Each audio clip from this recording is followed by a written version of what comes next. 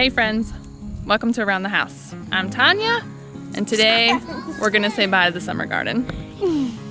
We are here in Middle Tennessee, Zone 7B. So I want to take you around the garden and kind of show you what we're gonna be harvesting, what's still growing in the garden. Come with us as we say goodbye to the summer garden. My absolute favorite thing this year has been this hedge of marigolds. It has just been a showstopper. And with seeds, every year you save them, they adapt to your soil and your climate. And so these were seeds last year that I had pulled off, like of a dead head, dried them out. Marigold seeds are so easy to save. And so each one of those little black tips there is a plant. And all of these marigolds came from seeds last year. And they have just absolutely thrived. Oh, hey, kitty.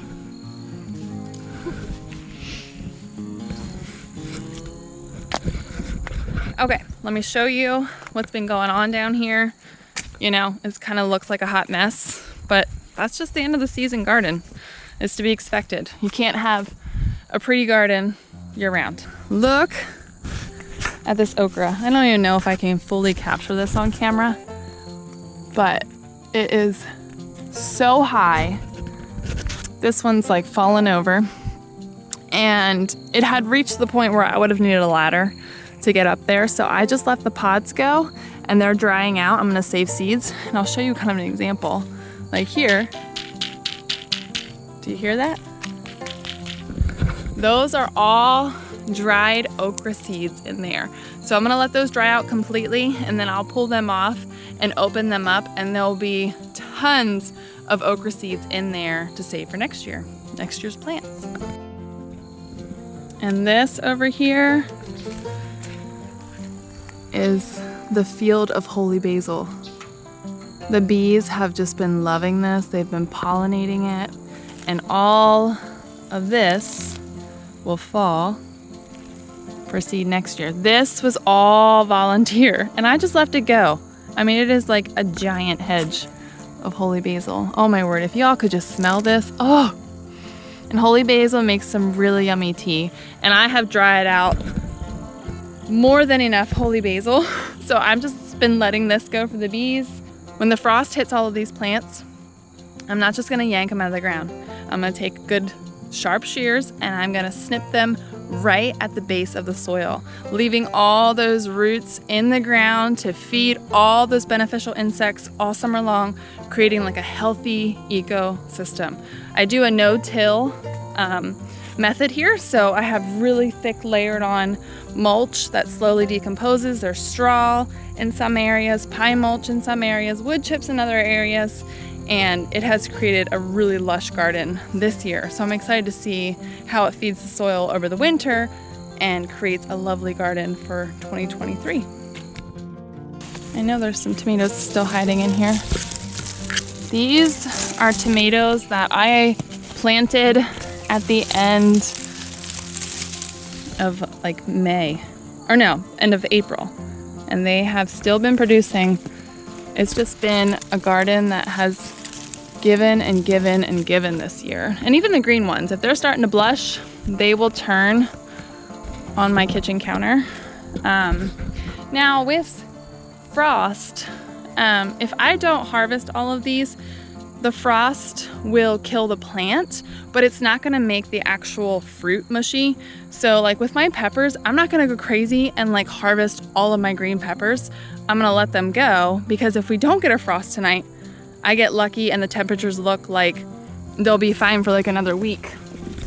So what I'll do is I'll just harvest the red ones and the red tomatoes, the blushing tomatoes, but the green tomatoes, I'm gonna leave on. And then if we do get a frost tonight and the plants are dead, that's when I'll come down, I'll harvest everything and let it sit on the counter. The ones that ripen, we'll eat or I'll freeze. And the green tomatoes, I might turn into like salsa verde or slice them up for fried green tomatoes, stuff like that.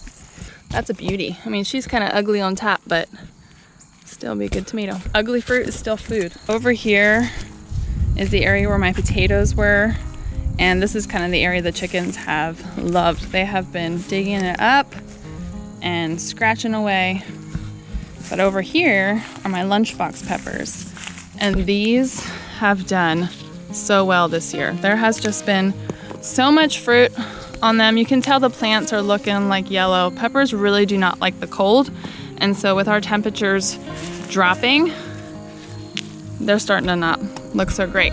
But they're still producing a lot of peppers. And these little guys are tiny, but they pack a great punch of flavor. All of the lunchbox peppers have been our fresh eating peppers with some hummus or ranch.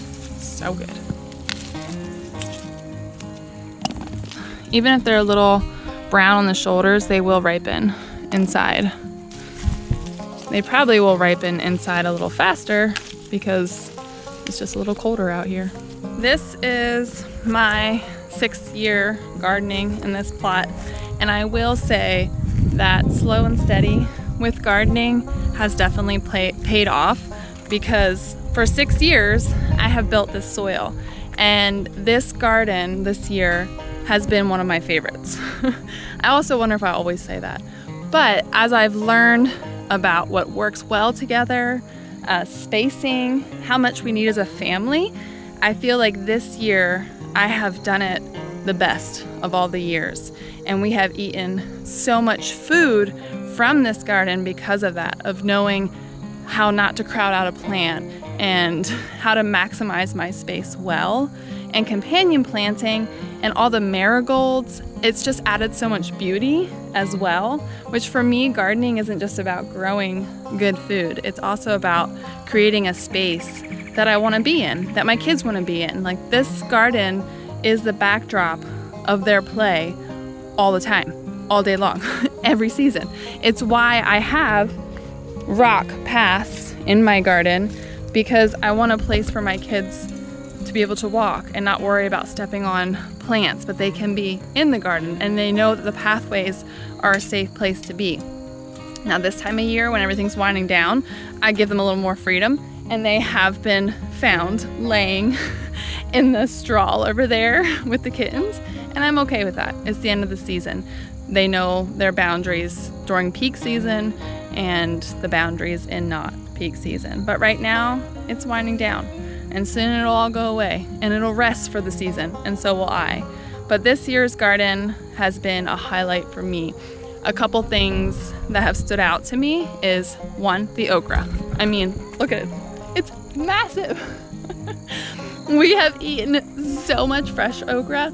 I have gallons of okra in the freezer for this winter, which has been so rewarding to do. I just dice it up, throw it in some cornmeal and flour mixture, and throw it in a bag in the freezer, and then I fry it when I'm ready.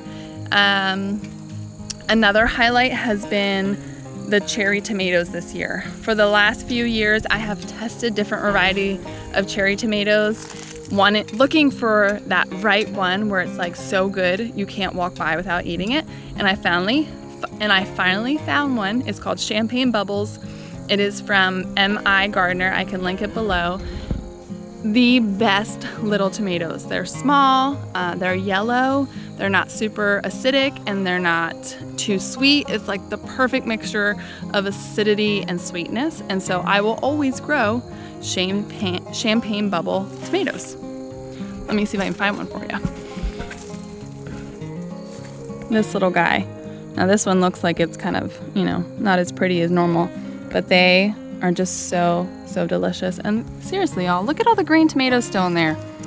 Just so many green tomatoes. I may be making a lot of salsa verde, which I haven't done for a few years, so it's time to stock up on that, and that'll be good. Another highlight this year was growing potatoes. It was my first year ever growing potatoes, and for years I pushed it off thinking it was gonna be super complicated and just didn't want to add another thing to my list to learn. But this year I was like, you know what, I'm gonna grow potatoes. And we had a blast. I feel like it was such a good plant to plant with children because it felt like a treasure hunt. Like when we were going to dig up the potatoes, like the kids were excited because it was like treasure hunting. And they were so good. Oh my word. Some of the best mashed potatoes, some of the best home fries I have ever made were from the potatoes that I grew in my own garden. So that will forever be on my list and will be a highlight for the 2022 year of gardening. Let's talk about some things I learned this year. There are lots. This year with my bell peppers, I pushed the envelope a little bit with planting them in the garden, and I shouldn't have. It definitely stunted their growth. This is my bell pepper row here, and I feel like in just the last couple weeks, they started to thrive. They were stunted in growth because I think I just rushed them in planting them out at the end of April. Peppers really don't like nights below 50, and I just knew that, but I did it anyway, and it definitely affected my harvest. So next year, jotting that down to have patience to put my peppers out more towards Mother's Day when we know the nights are gonna be above 50. And this area behind me right here was no fun. We have a video, we can link it below, but beginning of the season, I had a major issue with slugs, and it made it very difficult to grow anything in this area, which is normally my flower and herb bed. So we got a product called Sluggo Plus. Next year, I'm gonna order it right away. The chickens have been digging in here, so hopefully they have taken care of a lot of the slugs for me next year. But that will definitely be a memory that I'm okay to forget. Hi. What was one of your favorite things about this year's garden, Rachel? Probably the tomato trellis. Yeah, why? I don't know, I just liked it. What do you have in your hand there? The tomato? Is that one of your favorites from this year? Yeah. I thought you said we would have pink tomatoes. You know what? I don't think we did plant any of those this year. There might have been some that didn't do very good. But what else was your favorite part about this year's garden?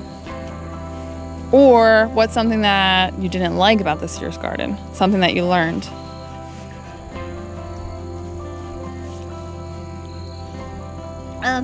Probably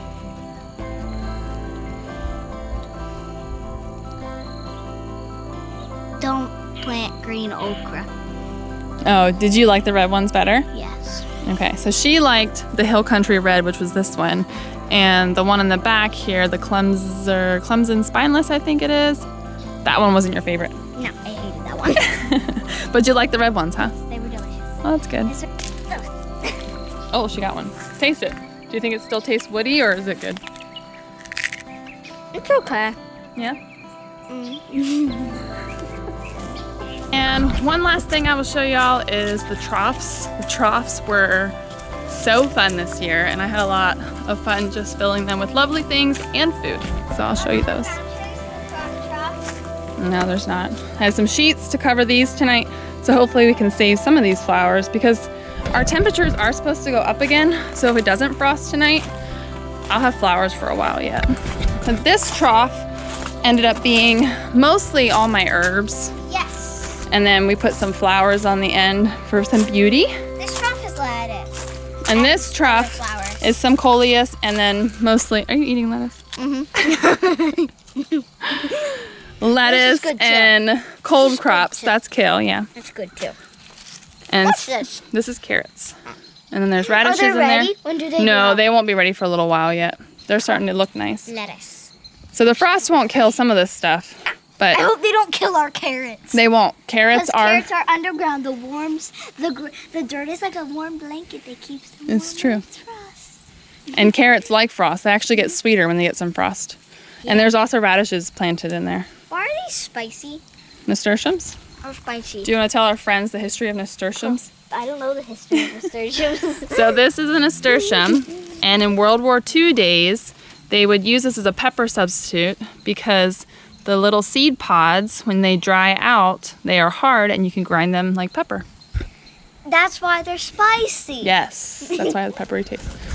Stick with us this fall and winter. We'll do house projects, I'm sure, and planning and all kinds of other things aside from just gardening. So until next time.